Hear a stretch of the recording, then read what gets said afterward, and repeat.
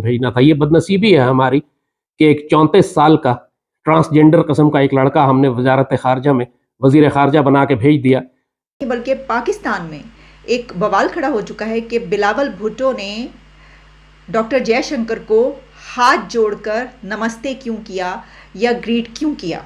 और ये काउंसलर बनने के काबिल नहीं है? लिबास ढंग का पहनता नहीं है भाई, वो जाने की जरूरत क्या थी। और इतना मौका दिया कि अब वो एक इन्वेजन लेवल वॉर की प्लानिंग पिछले 2-3 साल से करके $100 अरब का असला लेके डिप्लॉयमेंट ट्रेनिंग एक्सरसाइजेस, अब वो पाकिस्तान पर हमले के लिए आ गया है।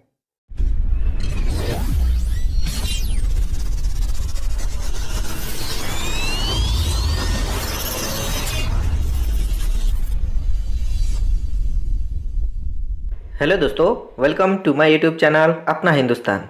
दोस्तों, हाल ही में एससीओ की फॉरेन मिनिस्टर की बैठक गोवा में हुई थी। उसमें पाकिस्तान के फॉरेन मिनिस्टर बिलावल भुट्टो शामिल हुए थे और अब वो वापस भी चले गए। लेकिन दोस्तों, अब पाकिस्तान की जनता उन्हें काफी भला बुरा कह रही है। इसी टॉपिक पर अब लाल टोपी बाहर निकला है, लेकिन इस बार वो काली टोपी पहन के आया है। उसने अपने ही फॉरेन मिनिस्टर को ट्रांसजेंडर कहा है। दोस्तों, पता नहीं ये कैसे लोग हैं, अपने ही फॉरेन मिनिस्टर को कुछ भी बोल रहे हैं। और दोस्तों, पाकिस्तान में इस बात का भूचाल आया है कि हमारे foreign minister doctor S Jaishankar ji ने इन सब फॉरेन मिनिस्टर्स का जो वेलकम किया था वो नमस्ते करके किया था, और बिलावल भुट्टो का भी ऐसे ही नमस्ते करके स्वागत किया, और बदले में बिलावल भुट्टो ने भी डॉक्टर एस जयशंकर को नमस्ते किया। इसी बात पर पाकिस्तानी जनता अब भड़की हुई है, कह रही कि हमारे फॉरेन मिनिस्टर ने नमस्ते क्यों किया। तो चलिए दोस्तों, मिलते हैं नेक्स्ट वीडियो में। जय हिंद। हमारे वजीर खारजा बिलावल भुट्टो ज़रदारी ने दिखाई है। गोवा गए, इंडिया गए, क्या शान है उनकी। मक्का गए, मदीने गए, करबला गए, जैसे गए थे वैसे ही चल फिर कहते हैं वजीर आजम बनेगा।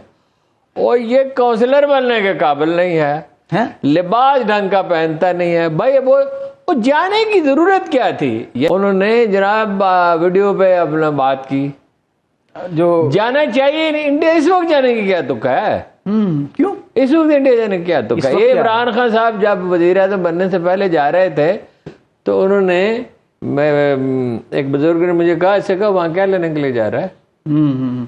उस वक्त जाए जब जाने की जरूरत हो। कहा भी उनसे, बहरहाल वो चले गए, और वो क्या मोदी से किस तरह मिले और क्या फायदा हुआ उसका। बात यह है कि जाना ही नहीं चाहिए था। अव्वल तो आप तो कहते हैं ना, जब डिस्कशन हो रही थी आपने कहा हिना रब्बानी घर को भेजते, मैं कहता हूँ एक डिप्टी सेक्रेटरी को भेजते, फॉरेन ऑफिसर किसी आदमी को भेजते। जब कोई तकब्बर का मुजाहरा करता है आपके सामने, यही तो वक्त होता है। हमारे वजीर खारजा में आजिज़ी है, उन्होंने इस तरह नमस्ते हाथ जोड़ के नमस्ते किया, ऐसे झुके उनके सामने, वो ऐसे। इससे Pakistan and India both have taken a big U turn after SCO ended. SCO के ख़त्म होते ही, शंघाई ताउन तंजीम का इजलास ख़त्म होते ही, फॉरेन मिनिस्टर्स की मीटिंग के एंड होते ही दोनों तरफ से वॉर ऑफ वर्ड्स स्टार्ट हो चुकी है। ऐसी गोलाबारी हो रही है दोनों तरफ से कि सोशल मीडिया इससे भर चुका है, और ऐसा महसूस होता है कि बस इस मोमेंट का इंतज़ार किया जा रहा था कि जैसे ही हमारे फॉरेन मिनिस्टर वापस पहुंचेंगे और फॉरेन मिनिस्टर्स की ये मीटिंग ख़त्म होगी तो दोनों तरफ से एक दूसरे के ऊपर चढ़ाई कर दी जाएगी। वही हो रहा है। इंडिया के external affairs minister doctor Jaishankar की तरफ से एक प्रेस कॉन्फ्रेंस के दौरान काफ़ी सख्त स्टैंड लिया गया और पाकिस्तान के मुतालिक काफ़ी बातें की गई। उनका ये कहना था कि बिलावल भुट्टो को अकॉर्डिंगली जो उनको ट्रीटमेंट मिलना चाहिए था as a foreign minister of Pakistan, उनको उसी तरीके से ट्रीट किया गया। मेरा इसके ऊपर क्या कहना है ये आपको अभी हम बताते हैं, लेकिन उससे पहले पॉइंट टू पॉइंट अगर हम बात करें तो सबसे पहला झगड़ा वहाँ पर शुरू होता है कि जहाँ पर सिर्फ इंडिया में नहीं बल्कि पाकिस्तान में एक बवाल खड़ा हो चुका है कि बिलावल भुट्टो ने डॉक्टर जयशंकर को हाथ जोड़कर नमस्ते क्यों किया या ग्रीट क्यों किया। डॉक्टर शीरी मज़ारी, जो कि मैं समझती हूँ कि एक बड़ी प्रोग्रेसिव लेडी हैं, उनके पर्सनल व्यूज़ इससे काफ़ी डिफरेंट होंगे, लेकिन उन्होंने भी एक ट्वीट किया जिसमें उन्होंने कहा कि ये देखो, जो भारत का फॉरेन मिनिस्टर है उसने हमारे फॉरेन मिनिस्टर से हाथ तक नहीं मिलाया और ये हाथ जोड़कर उनको नमस्कार कर रहे हैं, नमस्ते कर रहे हैं। सहमत पली जो उन्होंने लिखा कि ये जो एक ग्रीट करने का अंदाज़ है ये असल में सिंध का है, ये सिंधी कल्चर है, हम अपने कल्चर में इसी तरीके से ग्रीट करते हैं। तो बिलावल को डिफेंड करने वाले ये कह रहे हैं कि ये तो हमारा कल्चर है, ये सिंध का है, वहाँ पर जब आप जाते हैं तो वहाँ पर इसी तरीके से हाथ जोड़कर नमस्कार किया जाता है या ग्रीट किया जाता है। तो ये सब कुछ चल रहा है। As a foreign minister of an SCO member state, Mr. Bhutto Zardari was treated accordingly. As a promoter, justifier, and I'm sorry to say spokesperson of a terrorism industry, which is the mainstay of Pakistan, his positions were called out and they were countered, including at the SCO meeting itself. जहां तक Pakistani delegation के India जाने का ताल्लुक है, एक तूफान मचा हुआ है मीडिया पे भी और सोशल मीडिया पे, और मौजूदा हुकूमत के हामी और पिछली हुकूमत के हामी एक दूसरे को लिटरली, अगर मैं सख्त लफ्ज़ इस्तेमाल करूं तो कुत्ते की तरह जलील कर रहे हैं। ज़ाती तौर पर मैं इससे बहुत खुश हूं कि पाकिस्तानी डेलीगेशन इंडिया गया और वहां पर जाकर पाकिस्तान को भारत के असल चेहरे को देखने का बहुत वाज़े मौका मिला और पूरी दुनिया ने देख लिया कि किस तरह भारत ने पाकिस्तानी डेलीगेशन के साथ सलूक किया। अल्लाह के फजल से पाकिस्तान कभी भी जलील नहीं हो सकता। इस पाकिस्तान को अल्लाह ने जो इज्जत दी है वो पूरी दुनिया में है।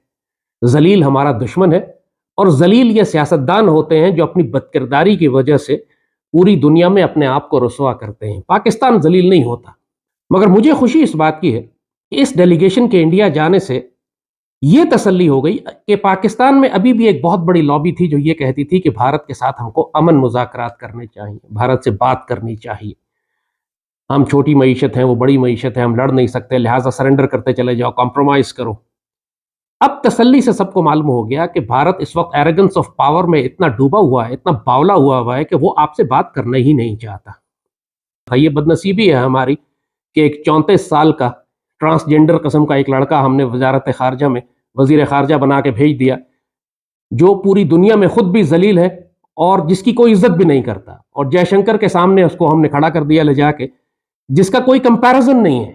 यानी सिर्फ क्रेडेंशियल्स इस लड़के के ये हैं कि इसके बाप और दादा गंदी फिल्मों के टिकट ब्लैक करते थे, इसलिए इसको मुल्क का वजीर खारजा बना दिया गया। जाहिर है पूरी दुनिया जानती है कि इसके क्रेडेंशियल्स क्या हैं, अपनी कोई काबिलियत नहीं है इसकी। This boy has not done an honest days work in his life. सारी जिंदगी में एक दिन काम नहीं किया इसने, हराम के माल पर पल के बड़ा हुआ और इस पाकिस्तान की गलीज सियासत ने उठाकर इसको यहाँ पहुँचा दिया। जिस तरह मरियम है, जिस तरह हमजा चीफ मिनिस्टर बन गया था, क्या क्रेडेंशियल्स हैं इन लड़कों के? किसी दफ्तर में इनको क्लर्क ना भर्ती किया जाए, पूरा पूरा मुल्क उठा के इनको दे दिया जाता है। मगर ये तसल्ली ज़रूर हो गई तमाम पाकिस्तानियों को कि वो जो पिछली हुकूमत जो इमरान की थी, जो भारत के साथ 100 साल का अमन करना चाहती थी, पूरी नेशनल सिक्योरिटी पॉलिसी बनाई इन्होंने और कश्मीर सरेंडर कर दिया। उसके बाद भारत को इतनी स्पेस दी कि उसने लाइन ऑफ कंट्रोल को प्रैक्टिकली परमानेंट बॉर्डर में कन्वर्ट कर दिया और इतना मौका दिया कि अब वो एक इन्वेजन लेवल वॉर की प्लानिंग पिछले 2-3 साल से करके $100 अरब का असला लेके डिप्लॉयमेंट ट्रेनिंग एक्सरसाइजेस अब वो पाकिस्तान पर हमले के लिए आ गया है। वो सारा खन्नास सब पाकिस्तानियों के दिमाग से निकल जाना चाहिए कि भारत के साथ 100 साल का अमन हम कर सकते हैं या एक हफ्ते का अमन भी इनके साथ हम कर सकते हैं, क्योंकि वो बात करना ही नहीं चाहते। पूरी वेस्टर्न पावर्स उनके साथ खड़ी हैं। आर्टिकल 370 को वायलेट जिस ब्लेटेंटली और शेमलेसली उन्होंने वायलेट किया और पाकिस्तान के जानिब से चूं भी नहीं हुई, जैसे कहा कि सिर्फ सड़क का नाम बदल के धूप में खड़े हो गए बेगैरत, तो भारत क्यों आपसे बात करेगा? वो तो अब गिलगित बल्तिस्तान लेने की बात कर रहा है, वो तो पाकिस्तान की बाकी टेरिटरीज को लेने की बात कर रहा है, अखंड भारत की बात कर रहा है।